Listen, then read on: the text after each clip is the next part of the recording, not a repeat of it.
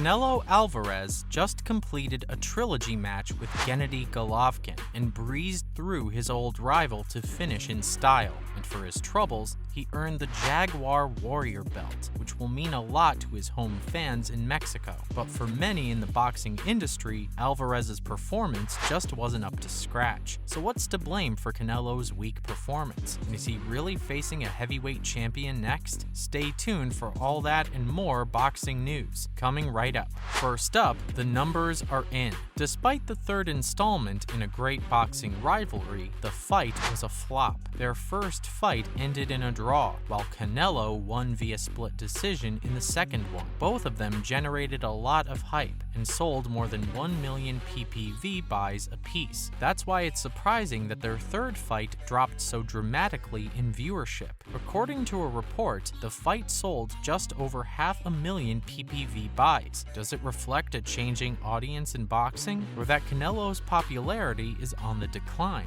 Alvarez switched promotions to join Eddie Hearn at Matchroom Boxing this year, and so far it hasn't gone so well. Hearn matched him up with Dmitry Bivol in his debut in the light heavyweight, which Alvarez lost. Hearn was criticized for handing Canelo just his second loss in his career, and after taking out GGG, the boxing community was not impressed. The ESPN pound-for-pound rankings put Canelo at number 5, awaiting a rematch with Dmitry Bivol. That loss has lost him some of his momentum, and that was reflected in how many people tuned in for his fight with GGG. Boxing analyst Bernardo Pilati said that Canelo's victory didn't have as much authority since he was the younger fighter. In the build-up to the fight, Canelo promised to put on a show and knock GGG into retirement, which he failed to do. Sometimes it's not enough just to win the title. You've got to prove that you deserve it too. Is Canelo concentrating enough? Everyone needs to blow off steam with a relaxing activity. Hobbies are healthy, even for athletes, right? Well, according to Bob Arum, Canelo's hobby might be costing him his career. He has an interesting theory about why Canelo wasn't able to deliver the finishing blow against Golovkin.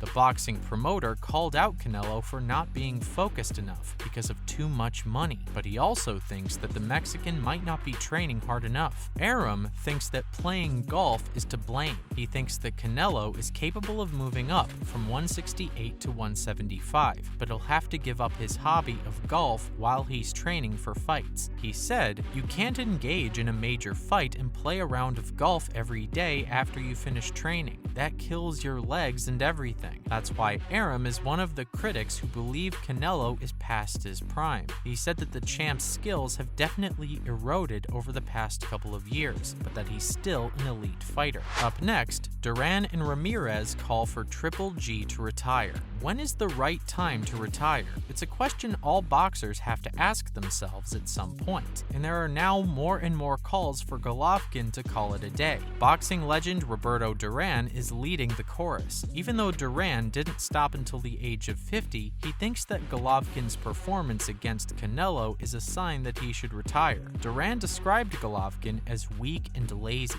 and said that he wasn't thinking well in the fight. Those words might sound harsh, but it's an opinion that has a lot of support in the boxing world. Mexican boxer Gilberto Ramirez said that Triple G looked scared in the fight and advised him either to retire or to move back down a weight class. Canelo was the aggressor for much of the fight and controlled space in the ring masterfully, but there's no denying that the fight was less skillful than their previous matches. Ramirez said that while Canelo did well, the story of the night was more about Golovkin's lack of fight. He also said that he was shocked to learn that the judges almost scored the bout a draw. For most people watching at home, that's difficult to understand too. Canelo looked pretty dominant most of the fight, but he did slow down towards the end. Was he just tired? Next up, what's the real reason Canelo didn't KO Golovkin? And who said they'll smash the pretty face of Tyson Fury? So don't go anywhere. Bad news for the future. After the criticism that his victory over Golovkin got in the press, you'd think that Canelo would be eager to get back in the ring to solidify his legacy. Unfortunately, he's going to have to wait a while. After his win over GGG, he revealed that he suffered a wrist injury during the fight. It was was pre-existing, but it seems slamming Triple G's jaw repeatedly didn't help its recovery. Just days after the fight, Canelo said that it's gonna take time, and that he estimated that he might not be fighting again until May or September next year. But there is a bright side to this. It helps to respond to his critics and explain the way the fight went. Canelo was steamrolling Triple G up until the last few rounds, where he seemed to back off a bit. He failed to finish the fight with a knockout, but now it makes more sense. He was dealing with torn cartilage in his left wrist. Canelo admitted that his wrist really hurt throughout the fight, and that he will need to undergo surgery and 12 weeks of rehab. But when he returns, who will he be eyeing up? One possible contender who has put his hand up is heavyweight champion Alexander Usyk. Canelo has said in the past that he would be keen for a matchup with Usyk, and the Ukrainian has now responded. He said that it would be a freak fight, but that he would do it just for money.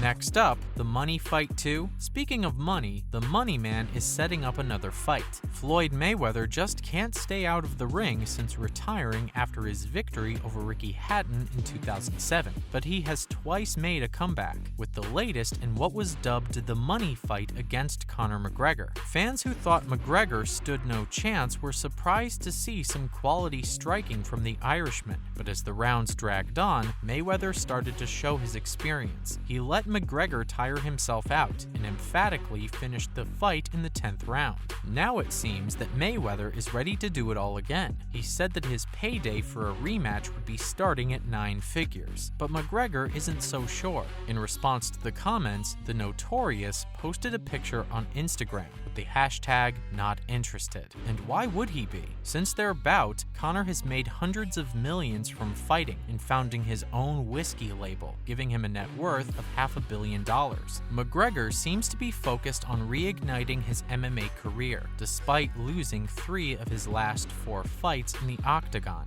2 of those came at the hands of Dustin Poirier, who he brutally broke his leg against last year. The Irishman has bulked up significantly since then, and has said that he is close to 190 pounds, more than 30 pounds over the lightweight division limit. So even if he did choose to fight Mayweather in the future, he would probably have to start cutting weight pretty quickly. And now, the fight we've all been waiting for. Arch rivals Anthony Joshua and Tyson Fury are close to setting up a super fight this year. The two have had a rivalry since AJ stepped onto the global boxing stage. The two have talked trash back and forth for years, and if AJ was able to take out Alexander Usyk and reclaim his belt, he could have faced Fury for a unification fight. But even though, it seems that Fury is still keen to settle the feud in the ring. Fury's promoter has confirmed that the two camps are still talking, but that they could be close to finding an agreement. The date looks to be set for December, which means that time is running out to sign on the dotted line. What is it about boxing negotiations that always take so long? On AJ's side of the camp, his promoter, Eddie Hearn, said that he was pleasantly surprised to have some positive conversations with Fury's people. Hearn is also worried that they are under the pump to push an agreement through. German heavyweight Mahmoud Char has already announced that he will be fighting Fury in December and is confident he will smash his pretty face, but it's safe to say that there is more public interest in Fury fighting AJ. It's been reported that the purse will be split 60-40 in Fury's favor if the fight goes ahead, and it would once and for all determine which Brit is the better boxer. Do you think Joshua has any chance against Tyson Fury, or did he lose any credibility after his loss to Usyk? Let us know in the comments below. Thanks for watching, and we'll see you again in the next one.